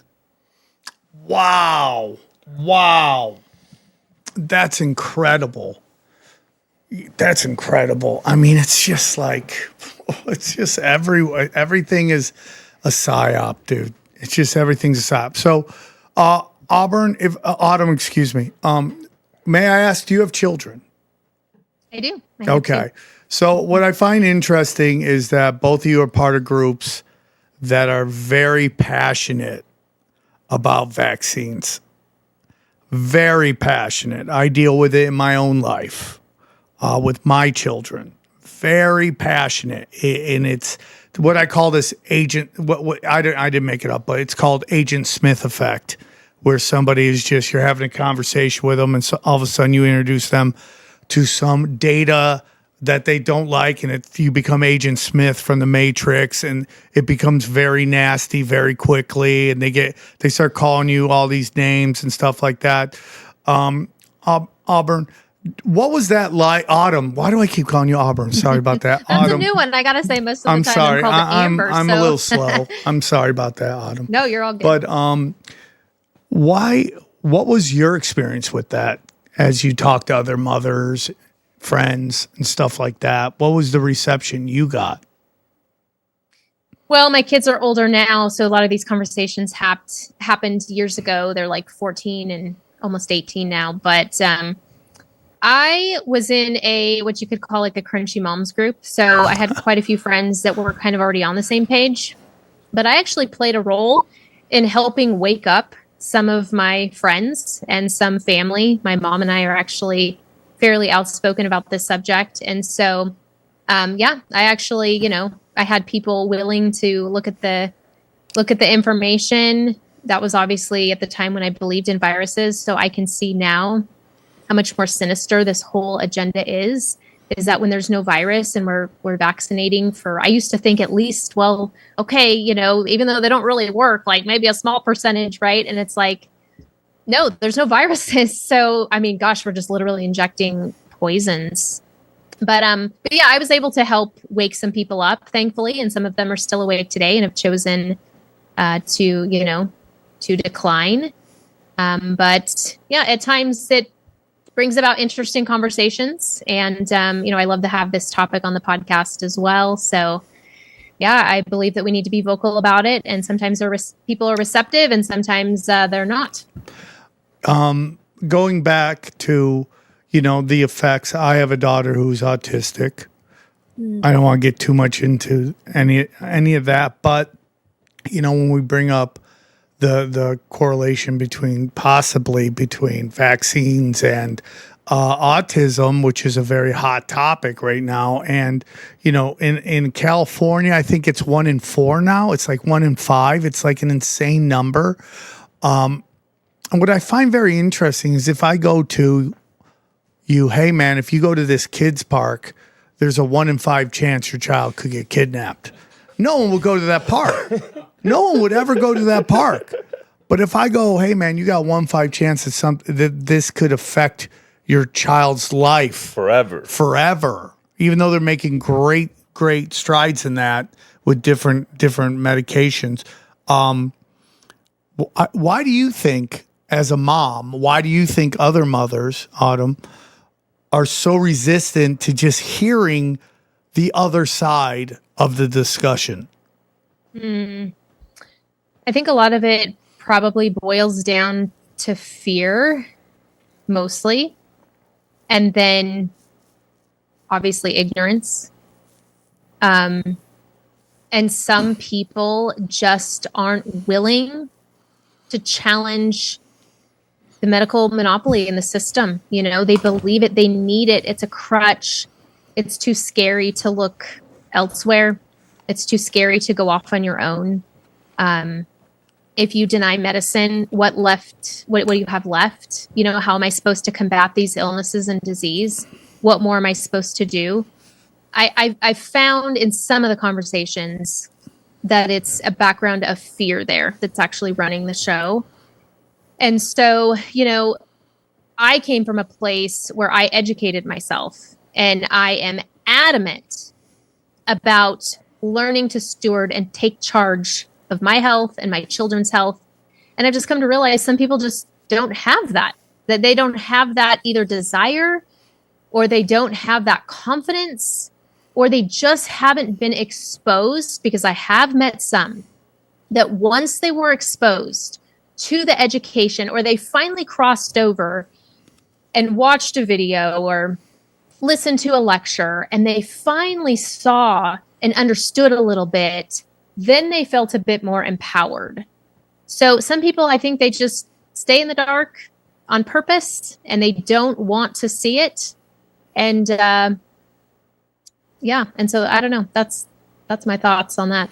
It's so interesting because it sounds like both you and your wife, Mark, did your own research. And it's very interesting to me that I just got in a giant argument with a guy that I love at the comedy club I play at. And he just kept yelling at me, you do your own research. Yeah, you're one of those guys that do their own research. And I'm like, yeah, that's a good thing, dude. Jimmy Dore's joke is, it's called reading. That's what we did for hundreds of years, if not thousands. We read to learn. And now you're just accepting people in this of authority who are making money off you. Yeah, another way to say that would have been, you don't believe everything you're told. Yeah, 100%. It's very interesting. I mean, you're very brave for that, Autumn. Mark, you were in the medical profession, or you had stepped away. Your wife was on it. What was the feedback from the other doctors? Was there? I mean, obviously, you said she became the most hated, but even like on a personal friendship level, where there's people that really were like, "Hey, dude, get away from me with that misinformation." Yeah, well, she was ejected incredibly quickly from the profession, and all of her old friends no longer spoke to her, because what became apparent too with the conversations she had when she first started speaking out was that some of her colleagues and friends were worried that they would lose their jobs based on what Sam was saying, essentially, going after these big pharma narratives, etc. And some of them were in positions where big pharma was funding their medical centers, etc. So yeah, it was not well accepted by the medical colleagues at all, and we basically have no doctor friends left. In terms of doctors who are still in the system, it's almost like if they have a medical license, there's not a compatibility that we can even have a conversation with them, because they don't want to talk about this stuff. And I've made attempts. I ran into a doctor once in the street that I used to work with, tried to get a basic conversation going with him. This was in the middle of the COVID fraud. He literally said, I'm not going to talk about any of this, change the subject. And I said, this is the most important thing going on. And he just stormed off. He didn't want to know. So, yeah, but I think for us, it was such a great decision to get out of that world and do our own research, because subsequently the health of our family was vastly improved, and we were able to take that knowledge and give it back to the world, basically, and say, here's how to do things without the medico-pharma system. And here's a whole lot of narratives that are incorrect, and we'll show you why. The final question that I want to ask you guys is, the PCR test is connected to so many different things. We've had people come on here talking about, and I don't want to get into whether it's he's right or wrong, but connected to the DNA test and stuff like that. Sometimes I think that the guy who invented the PCR test somewhat got a Nobel Peace Prize for giving them kind of a tool for them to be able to push a narrative. I'm not saying that he's a bad guy. I do feel, because when COVID was coming out, his videos were everywhere, that he seemed tormented at the end. Every interview he did, he always had his head down. He was playing with his hair, and he seemed tormented at the end. What are your thoughts on the PCR test? We've had people come on, you could look for everything you want, but is there kind of like something kind of dangerous and evil about it, that it's allowed them to basically diagnose the entire world for whatever they want? Yeah, and Kerry Mullis did become really tortured by his own invention, and he made it clear from the start that it was not a diagnostic tool. It was not able to give information about the health status of a human. And he said, look, it's a useful research tool. And he said exactly what it was, which was a molecular amplification technique. It was a technique of taking tiny amounts of genetic material, which is often what we deal with in biological substances. We have lots of proteins and liquids and things, but tiny little amounts of DNA. And Kerry Mullis worked out a way to amplify it up so we could really detect it in these tiny little samples. But he was clear that it was not something that was going to be used in clinical medicine. He never saw that application, or if he did, and some people will say, well, he issued various patents and stuff he applied for. I think he quickly realized the folly of going down those routes. And that's why when he was asked to write something about HIV, he became suspicious, because he asked where the paper was, the scientific publication that showed that HIV existed, and nobody could show it to him. They just said, it's been established in the body of literature. And he said, well, that's not how science works. There must be an original paper where they isolated the virus and showed that it existed, but they didn't. So he became an HIV skeptic after that, because he could see it wasn't scientific. So, and Mullis was clear that the technique cannot be misused, but it can only be misinterpreted. So what he meant was that it does what it does. It will do a repetitious process of creating more DNA. That's what it will do. And whether it's specific or not, I don't know. It's hard to make comments on that at a molecular level. But as I say, Mullis didn't say it was a diagnostic tool. So I think that's how it's been misinterpreted. You could argue that it's been misused because it's been deliberately used in this way. And but yeah, in the scientific literature, when you read a virology paper, you can definitely see it's being misinterpreted. So, for instance, Autumn will be told that her viral load of hepatitis C is, and then they give a figure. Now, all they're doing is taking her blood and performing PCR on it, and they're amplifying certain sequences. In her case, it's RNA, which they're converting to do a DNA amplification, because they say that hepatitis C is an RNA virus. So they're looking at an RNA level of a short sequence that appears in her blood, and then they're saying to her, that's your viral load, when in fact it's nothing of the sort. It's just a particular concentration of RNA in the blood at that time. And if we had Carrie Mullis here, he would say that's exactly what it is. He would say nothing about it, whether that showed the existence of a virus or anything about whether Autumn had a disease or not. And it goes up and down all the time. I tracked it quite consistently in the first couple years.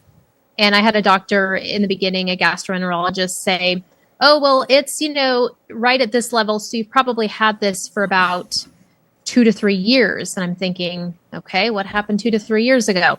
And then I don't think anybody's ever done what I've done, because I actually, obviously didn't take the medication, and I headed in the opposite direction into the holistic alternative world to see what I could accomplish. And during those first couple years, I was taking my blood a lot, and I was watching it go up and down all the time, sometimes much higher than what he said, and then watching it drop much lower. So it was all over the place. So I think he's unfortunately completely unaware of what that test does to your numbers. So my final question is, let's say someone's been diagnosed with HIV, they're taking the medication for a long time, and then they decide to stop. Is that a death sentence in your humble opinion? It depends on the particulars of the case, and it can be problematic because the medications that they take are not antiviral because they're not acting against any virus, but they are anti-metabolites. So they do suppress normal cellular function. The problem with that interpretation of what happens is that, say they are unwell and have an inflammatory response going on, the medications suppress the cells, and therefore it appears to be effective because the inflammation then reduces. And the person may say that they feel better in that case, and when it's nothing of the sort. Now, that's the same problem coming back to, say, what they told Autumn her viral load was. If they gave her the course of medications at a cost of $80,000, they would then probably say months down the track that she had, quote, seroconverted, and they'd say she got better because they'd repeat the PCR and say, look, we can't even detect the virus anymore, when all they'd done is suppress all of her liver cells. So the cells are not functioning like they normally do, and the RNA levels are suppressed along with a whole lot of other stuff. And then they say, hey, presto, we made you better. So, yeah, you have to be very careful about the particulars of the situation. And someone who's been on HIV medication for a long time may report that they feel worse when they come off it. And don't forget too, it often comes back to the psychological expectations. So the people I've witnessed who do the best, who are given the so-called HIV diagnosis, are the ones who are instantly skeptical, basically don't start the medications, and then 20 years later, they're absolutely fine because they do everything else to improve their health, but they don't take pharmaceuticals. Versus the person that still buys into this model, the virus model, starts taking the medications, comes off the medications, goes back to the doctor, has a blood test, and the doctor says, whoa, your viral load, it's through the roof, and that's based on the PCR test and the fallacies of that we've just talked about. And that person then thinks, oh my goodness, big mistake. I should never have stopped the medications. The virus is now going to kill me. I had one more question. I can't remember it now. It was in my head. Okay. This has been an excellent episode. Wow. Excellent episode. Damn. One more time, Autumn, can you tell us one more time where our listeners can find you? Absolutely. AutumnMcLees.com.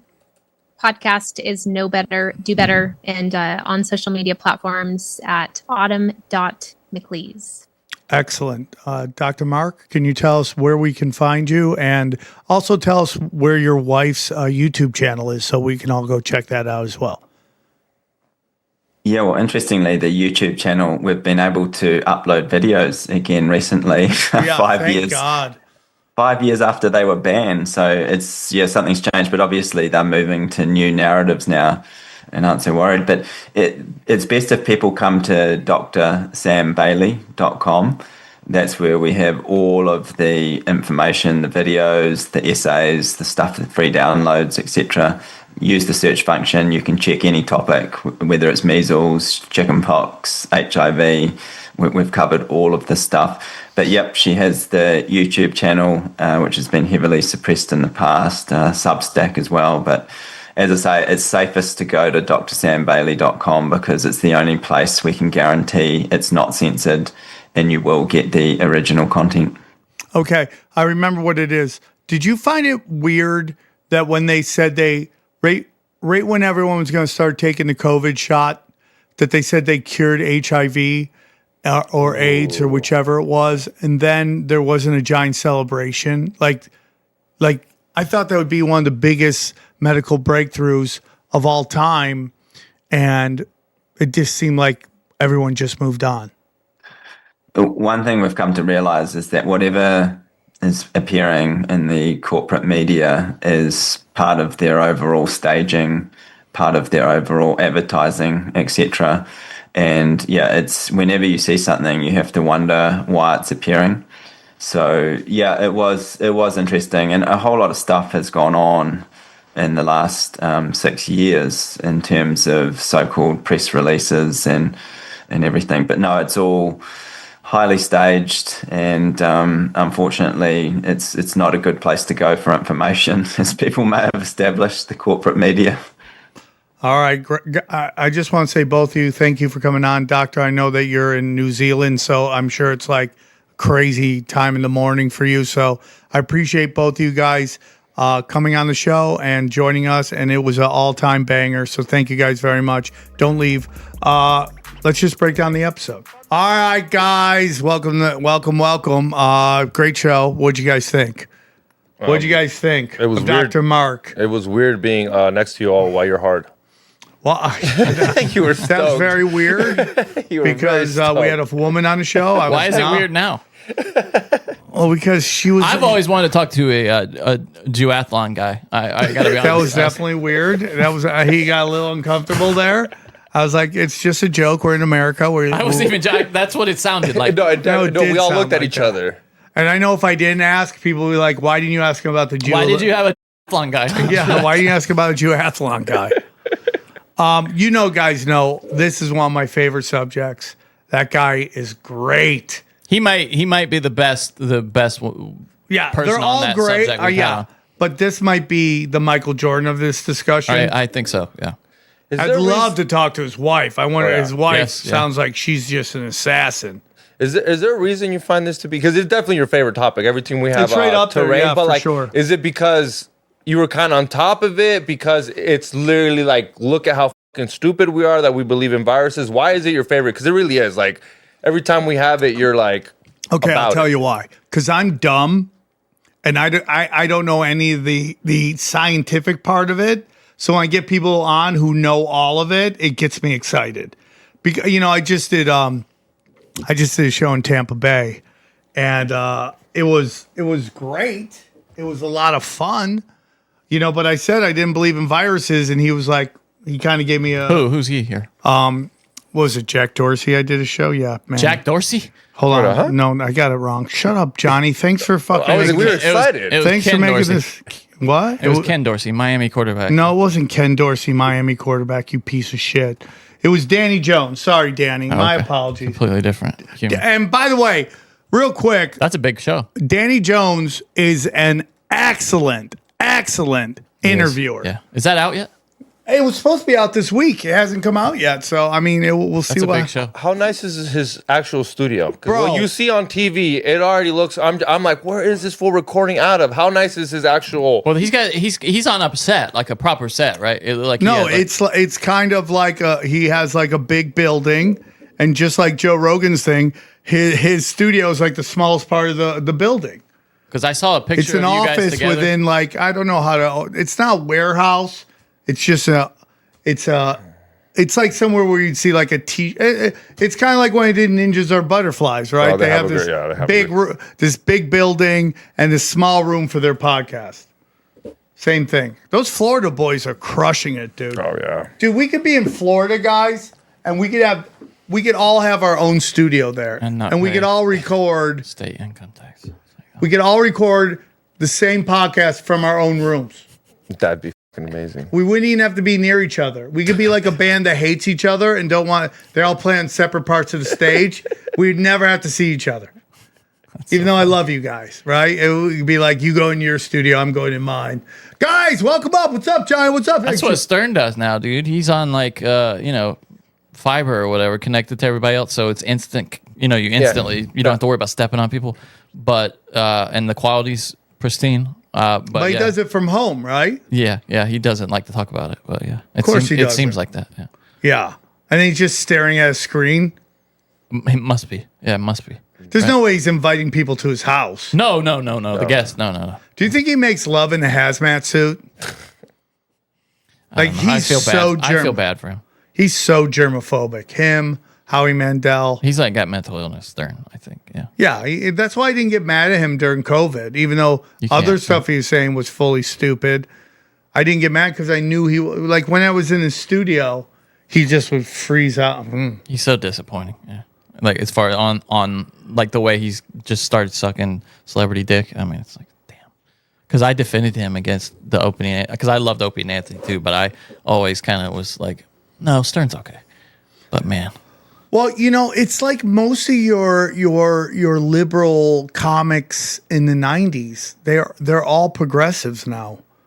Because the inability your brain calcifies in its views. What do you mean they stayed progressives? Is that what you're saying? Well, they became liberal and now it's progressivism. I mean, it's extreme. Progressed to progress. Yeah, it's progressed to progressivism because they still have that the right and the religious people are crazy people. If you go to samtripoli.com, I'm going to be at the Well. I'm going to be in Bakersfield, Yuma, Hollywood, Batavia, Toronto. Who else do I got? Dallas, Fort Worth, Huntington Beach, Albuquerque. Yeah, man. And then we got some more. I got to put those dates up for Kansas City, but dates coming. All right. And then, of course, World War Debate. It's the UFC of debating. We've set it up. It's happening. And of course, after that, the big thing I want you guys to know about is World War Debate Contender Series. You guys 32 contestants vying for who's the greatest debater.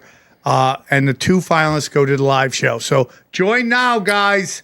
Trust me. Join now. Get in. Yep. There's 32 competitors, and I'm gonna be one of them. So there's 31. Oh snaps, dude! I would love to see you debate. I would love that. Hey man, let us stay, dog. Immigrants are people, dude. Oh shit, ICE is at my house. I would love to see you debate Candace Owens on immigration. I would love that. Not Candace. I can't debate against Candace. Would be the most. I might drop the N-word if she ends up winning. Debaters, you can't debate any of them. Debating is a whole nother level that you don't even understand. It's so hard. Because so much of it is just been on podcasts too. And people yelling at each other. But the best of the best, real bro, you debate, got to come with cases, files. It's so hard to keep all that in your head. Dude, man. I was blown away, so dude. Do you think this one's going to be way higher level as in people preparing for this World War debate? Well, they're doing it's going to be an interesting because they want you to actually show you can debate on something you don't know what you're debating on. So they kind of want to see how good you are in the moment. Oh, wait, that's what it's going to be now? No, it's going to be a little bit of everything. Okay. They'll know as they go. It will change probably each round. Wait, so are you saying one debate will be impromptu and then another one will be prepared remarks, or that they will have sections within each debate that are impromptu versus they have prepared? it all worked out. Okay. So you don't know. I'm just a showrunner. Okay. Go back to samtripoli.com. Guys, samtripoli.com. All my premium content's there, guys. I'm telling you, you're getting the best in conspiracy podcasts content. And a lot of the stuff that we talk about on the show is evergreen, meaning it's not current. You can listen to it 2 years from now. That's why the show does really well. The premium content is very topical. Yeah, like right there, cartel stuff. You want to go listen to cartel stuff about Mexico and stuff? You already went over it. Yep.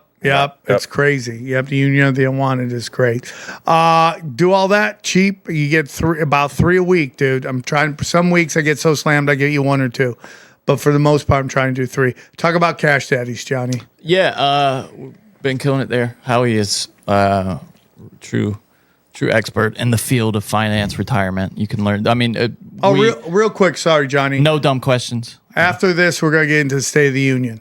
We'll be talking about the State of the Union after this. Yeah, so stick around for that. But yeah, Howie, he'll ask, he answers regularly on there the most basic questions to really advanced stuff. So he's the guy to, he's the real brains behind the operation on Cash Daddies. Go check it out. Good community too. Go down. Chaos Twins. I got some stuff today I'm going to be looking at when I have a moment in my life. T-shirts. That was just an unloading of emotion right there. Yeah, I mean 100%. I get my news from Sam Tripoli. Johnny wants that on the front, so I'm going to work on that. I love it. So you can get the either front and back on the front of your body, preferably. Yeah, okay, on the front of your body, and then the poster, the sweatshirts. You can all get there. It's a great way to support the show. What else we got? Gold and silver. Mineral King, Pat Meltich, want to help you get rid of your parasites and help your soil. Albuquerque hydrogen brown gas. Hydrogen is how you stay younger. Our good friends at Harley Ray, if you're looking for candles, crystal, sage, anything, best place to go. Chemical Free Body, took it today. Love it. I take it every day. Tim James is killing it. Joel Staley, EMF rocks. I got an idea. You remember the idea I told you about, Johnny? Don't say it out loud. I did, even though I did 1,000 times. Yes, I'm going to talk to him about it. Yeah, that makes sense. Sure. Okay. Prometheus, if you're looking for So did you see that guy? So how everyone's going into different welfare states? Yeah. Like all these welfare scams. Yeah. This guy went into somewhere in Jersey with Orthodox Jews, found out they're running scams. He got all of his shit shut down. He lost his Patreon, all this shit. Oh, shit. Wasn't fucking decentralized. I told him to go check out Prometheus. You told him? Yeah, but I don't know if he got it because he has his new website up. Brain Supreme, if you on or off. On. This week's on, baby. I love it. I love On XG. Great job snowboarding. You're getting good at it. Oh, thank you. Yeah, I'm trying. You see these knees aren't that bad. I know. I'm very impressed. I know what you think about my hockey jersey. I heard Johnny wasn't appreciative of me wearing a hockey jersey. He's the only Mexican guy with a Blackhawks jersey. Dude, if I'm going to wear a hockey jersey... He doesn't even know what that team is.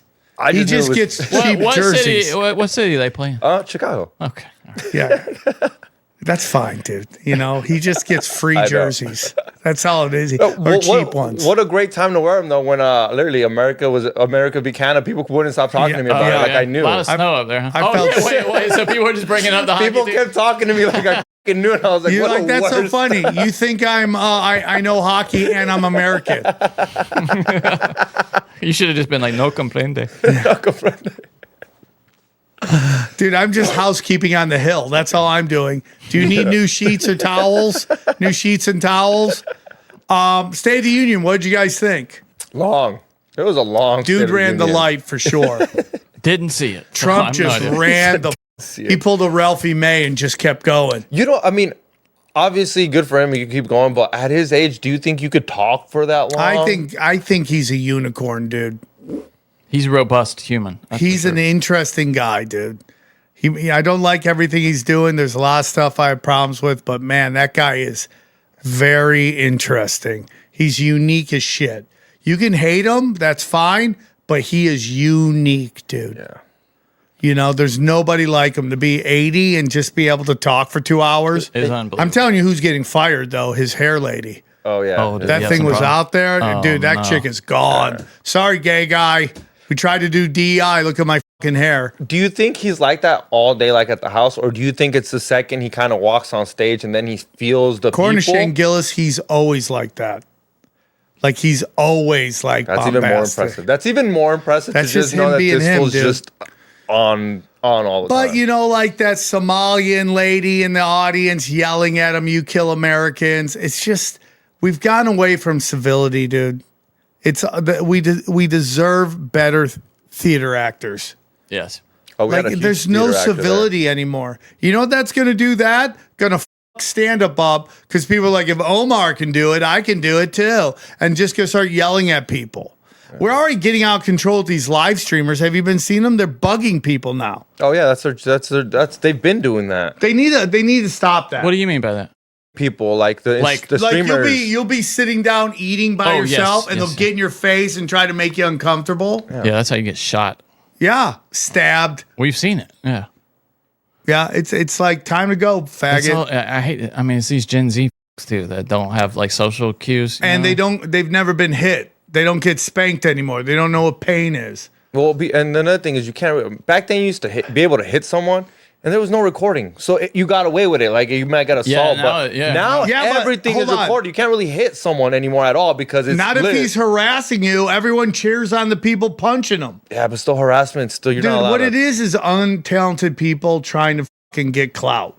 They have nothing else to do. It's the same thing with these trolls on comedian stand-up. Most of them are failed stand-ups. So they just start going after what they dreamed of. I don't understand that impulse, right? Well, like, why wouldn't, I don't know. Why would you want to? Because you're so angry that you're not allowed to do the thing you dreamed of doing. Sad. Yeah. And there's just so many just angry people hate their life that they love blood. So they just love that. And then you just have to get darker and darker. And then you're in some fucking deep, dark, empty segment of the internet. It's called the YouTube comment section. Yeah, that's where you can find those people. Are you talking about this idiot right here that you watched? That he's one of them. He just got slapped because he's just trolling. Dude, you gotta be an idiot to impress that guy's wife. These are animals. Yeah, it's Larry. It's Larry. Whatever. Larry Wheels or whatever. You can't say animals about black people. Dude, they get you. They don't like that. Yeah, he can say he's. Oh Mexican. Yeah, that's right. No, you got Yeah, I got a little bit of leeway. You know, I got Tourette's, dude. My bad. Yeah, there you go. Tourette's. You're out. This guy's gonna get slapped the shit out of. But honestly, isn't that the best case scenario for him? Like as a streamer now, but now that sets he's gonna get punched all the time. That's gonna be his thing. Maybe that's he his gets thing. punched in the face. I'm the guy that gets open hand slapped by better men than I am. You know, and Rampage. Talk about trying to live a 20-year-old's life in your 50s. Right.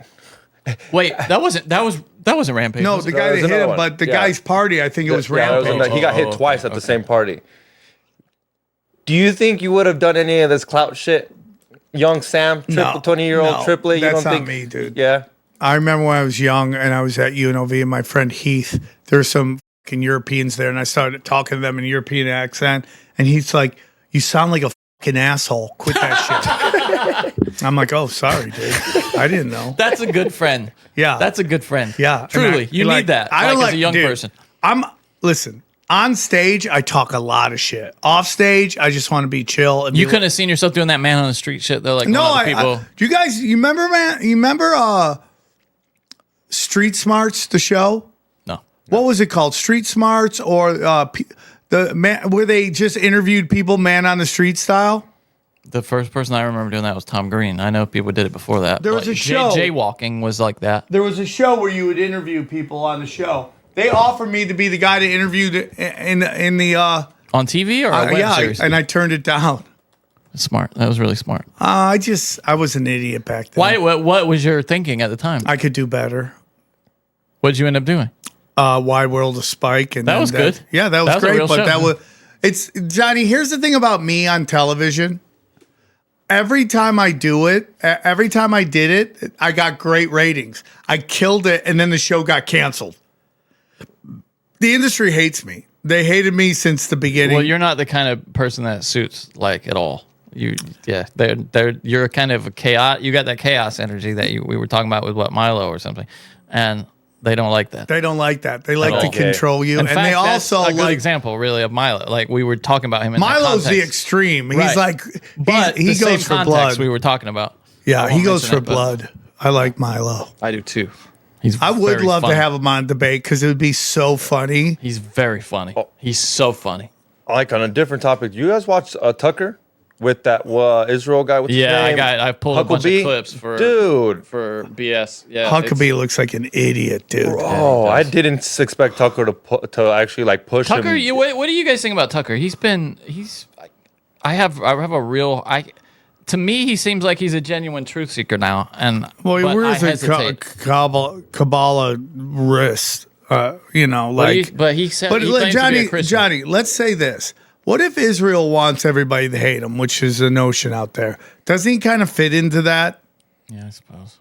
And he's saying things that most people get deplatformed for. Like this guy talking about all these in New Jersey being on welfare.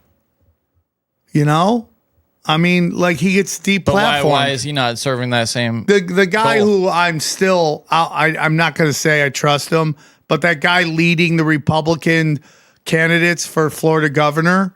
Yeah, I can't remember what's his name. Like Fishburne or something like that. He 2 years ago was defending Israel. So I mean, people learn and they change, like Dana did. Dana was very much critical of Israel, but she thought everything was anti-Semitic. So I forget what the show was. I forget what we were watching something, and they sent in. It was something to do with one of the prisoners on hijack, and they sent in guards, and one of the guard, like he's a volatile prisoner. And they sent 2 guards, and one of them was a female guard. I'm like, why would you send a female guard? And she goes, you're so sexist. You're such a misogynist. You know that, right? I go, yeah, I know that. She goes, that's not good. I go, it's great, actually. It's a great thing. So I lose all the female listeners. There. The State of the Union was like, it's. What I didn't see it. What do you have to say about Iran? I didn't watch a lot of it. I just watched clips. When were we talking about it? How he was like, "Yeah, I think we're going out over this weekend." I'm like, when do we give a schedule for war? Yeah. Like, it's almost like I think they tell each other so the important people can hide, and everybody else gets slaughtered. Yeah, there was a time when that was part of like chivalry or whatever. Was the kind of like, but that modern warfare is supposed to be antithetical to everything about modern warfare. It's like you said, telegraphing. It's like doesn't make sense. We're coming now. Yeah. Hide in your bunkers. I don't know, dude. Now they got this poll. Trump is polling the lowest out any president ever. I saw that. On Maybe, but who are you interviewing? Are you interviewing people at the Minneapolis riots? Is that who you're interviewing? Because it's definitely not the Democrats. Yeah, it was the CNN twink I saw talking about it, and he was like, "They love twinks, huh? Oh boy, do they! They just love to. I wonder how many of our figure skating guys just got thrown off because they got trauma the night before in the Olympic Village. They just got lit up, and they just couldn't land it right because they were so okay. Well, they had a lot of they used. I mean, at least they were using protection. They ran out of condoms. They ran out of condoms? Really? Yeah, it's so funny. Yeah, they put a story about how they're running out of condoms, and they had this one female figure skater going, the Olympic Village is so much fun. It's just such a great time. I'm having the time of my life. They're like, well, we know who used up all the condoms. God, if you're like a fit 23-year-old guy, that's where you want to be. Oh, my God. Why wouldn't you, dude? Oh. You had the best athletes in the world boning. Like the amount of piston action going on there. We could get a real. Everybody's tired the next day for their event. That's why everybody's That's why all the figure skaters kept falling because they were just getting rocked the night before and they're tired. The Chinese learning some new moves, because they only got those Chinese figure skaters are literally like fucking robots, dude. Who's leading? No, America, it's over. right? It's over. But America took it with most gold. No, I think Norway had the most gold. Which is crazy because we always dominate and we're not dominating like we used to because we're fat now. Let's see. Norway dominated with a record 41 total medals. Ooh. The U.S. was second with 33 medals. Norway had 18 gold. We had 12 gold, 12 silver, 9 bronze. Italy, the host nation, was. Who had the worst Olympics, do you think, Mexico. unfortunately? The worst Olympics? Yeah, I mean, outside of Israel, who got 0 Mexico. goals and got disqualified for lying. They literally got disqualified for lying. I'm trying to hold on. Sorry, I'm trying to look and see. That's not even a question you can really ask. I'll tell you who it was. Canada. Canada had the worst Olympics. Even if they won a bunch of shit, they lost hockey. Yeah, even though they played better, male and female, and male and female, and they got busted cheating in curling, which is my favorite sport. That guy, yeah. They actually pissed off a Canadian. You know, he must have been cheating. How do you cheat in curling? They had a Mexican in there? You can't touch it after it goes so over you the line. release it, and then you kind of go bink, and you give it more power. You're not allowed to touch the stone after it goes over the line. Let's see. I don't know why that sport isn't televised more, because everyone loves it. I love it. Like I would watch, like if it's summer and there's just nothing but baseball on, you're not a baseball person. It actually is on TV, by the way. Sometimes nobody gives a shit though in non-Olympics. Like really? I've seen it. Yeah, I've seen it on TV. I was about to say it's like soccer during the World Cup. You guys only like that shit during the World Cup, just like you guys only like curling during the Winter Olympics. Other than that, no one gives a fuck. The problem with American soccer is it's just not as good as the Euro soccer. And MLS is not as good only because they have a salary cap. They have a structure where the league owns the teams. Technically, the owners don't own the teams. And it's because in the 90s, they had these owners that were spending like crazy and then other clubs that were just going out of business. Yeah. So they had to develop a system to make it sustainable. And it has worked. It's sustained and been successful. So do you think the biggest problem they have is Apple TV? Well, they changed it now so that the games will be, you don't have to pay. So it's different now. But yeah, that's part of it. Yeah, that was a bad deal. But I think it's a bad deal because it hit the games. I mean, David Tepper, the guy who owns the Charlotte team, has $12 billion in the bank. He could pay and have all the best guys at the end of their career come play in the United States, but they won't let him. You only get 3 players that aren't subject to the salary cap. To simplify it, it's called designated players in MLS. And those 3 guys, you can pay whatever you want, basically, and then the rest of the team. And you have to have a certain number of Americans. You have international slots. Oh, we're Chinese basketball? Yeah, exactly. No, yeah, that's right. Yeah, and it's because it's the league. The original mission of the league was to develop players for the World Cup, for the American pool. Yeah, for the World Cup. But Mexico does the same thing because they do. They make you. I actually think that makes the game worse because it makes them not try enough because you're guaranteed in there because you need Americans. Yeah. In Europe, they don't have no. You don't. We I don't need think fucking they should 5 have Spaniards. That. It's whoever's the better. Americans should get good enough to play. I don't think American will go. Where the fuck are the Americans? Like they're like, oh, is my team winning? That's all I want to see. Okay, guys, enjoy the highlights. Here's a clip from the latest Broken Sim. Dude, so Lindsey Graham is so lucky because this would have been everywhere if it wasn't for just this shit hitting the fan colossally around the world. Did you hear this quote that he gave out? I mean, it's just a stunning lapse. Every time this guy opens his mouth, a purse comes out of it. Listen to him. So gay. Yeah, we talked about that. Yeah, we talked about it. So. Well, I think what his plan is to replace the money of 3-point-something billion with an investment in new technology, rather than just writing you a check. Help the IDF. He wants to create a partnership outside of the aid number. I like that idea. I like that idea. The wars of the future are being planned here in Israel, because if you're not one step ahead of the enemy, you. Did you hear what he said? You kind of talked over it. This was I did. Part, right? We did. All right, I'm just gonna play it one more time. Aid number. I like that idea.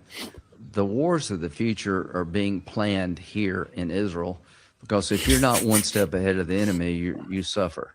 Well, I mean, there it is right there. Look, we're planning the wars that you guys are all going to be fighting and dying in right here in this country. Absolutely ridiculous and offensive.